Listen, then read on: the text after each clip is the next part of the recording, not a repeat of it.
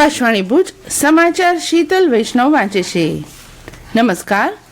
પ્રધાનમંત્રી નરેન્દ્ર મોદી આજે video conferencing દ્વારા રોજગાર પર બજેટ પછીના વેબિનારમાં ભાગ લેશે.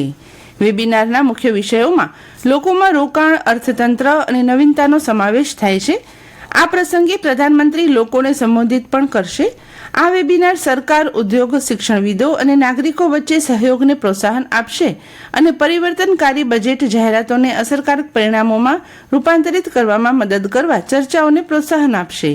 આ વેબિનારમાં ચર્ચાનો હેતુ ટકાઉ અને સમાવિષ્ટ વિકાસ, ટેકનોલોજી અને અન્ય ક્ષેત્રોમાં નેતૃત્વ અને 2047 સુધીમાં વિકસિત ભારતના લક્ષ્યને સાકાર કરવા માટે કાર્યક્ષમ, સ્વસ્થ કાર્યબળનું નિર્માણ કરવાનો છે.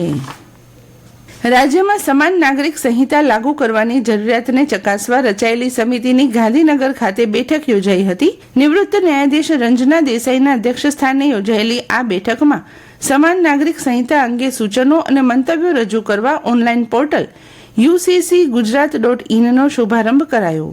સમિતિના અધ્યક્ષે રાજ્યના નાગરિકોને UCC અંગે સૂચનો મોકલવા અપીલ કરી હતી. આ સમિતિએ રાજ્ય સરકારના વિવિધ આયોગ, ધાર્મિક સંસ્થાઓના પ્રતિનિધિ તથા રાજકીય પક્ષો સાથે ચર્ચા વિમર્શ કરી સૂચનો અને મંતવ્યો મેળવ્યા હતા. UCC અંગે સૂચનો આગામી 24 માર્ચ સુધીમાં સમિતિની કચેરી, બ્લોક નંબર 1, કર્મયોગી ભવન, સેક્ટર 10A, ગાંધીનગર ખાતે ટપાલ મારફત પણ મોકલી શકાશે. ચેમ્પિયન્સ ટ્રોફીની પ્રથમ સેમીફાઇનલમાં ભારતે ઓસ્ટ્રેલિયાને 4 વિકેટે પરાસ્ત કરી અંતિમ જંગમાં પ્રવેશ કર્યો છે.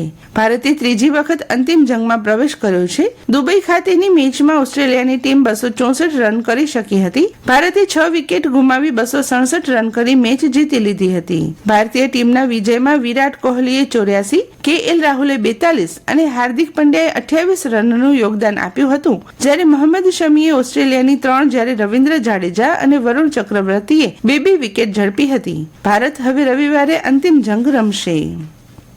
ભુજમાં અગાઉ મદદનીશ કલેક્ટર તરીકે ફરજ બજાવી ગયેલા આનંદ બી પટેલ કચ્છના નવા કલેક્ટર બન્યા છે અને જિલ્લાના વર્તમાન કલેક્ટર અમિત અરોરાને સ્ટેચ્યુ ઓફ યુનિટીના ચીફ એડમિનિસ્ટ્રેટર તરીકે મૂકવામાં આવ્યા છે. 2010ની બેચના સંધિ અધિકારી ગુજરાત સરકારના નાણાં વિભાગમાં ગાંધીનગર ખાતે અધિક સચિવ તરીકે ફરજ બજાવતા હતા. કચ્છમાં કલેક્ટર તરીકે દિલીપ રાણાની બદલી બાદ 44માં નવા કલેક્ટર તરીકે અમિત અરોરા આવ્યા હતા, જેમણે જિલ્લામાં 1 વર્ષ અને 11 મહિના જેટલા સમય સુધી ફરજ બજાવી છે. કેન્દ્રીય ઔદ્યોગિક સુરક્ષા દળ CISF તેનો 56મો સ્થાપના દિવસ એક નવી પહેલ સુરક્ષિત તટ સમૃદ્ધ ભારત દ્વારા ઉજવશે.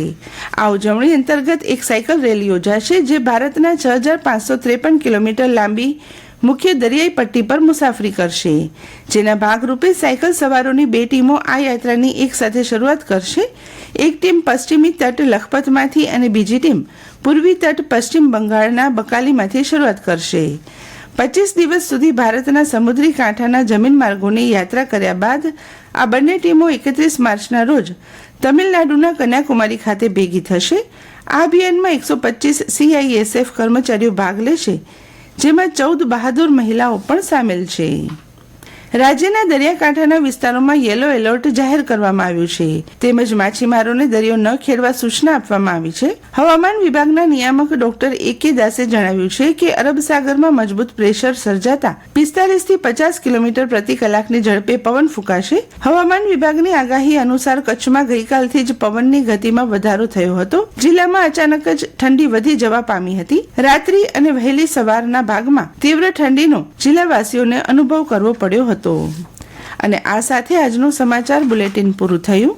નમસ્કાર.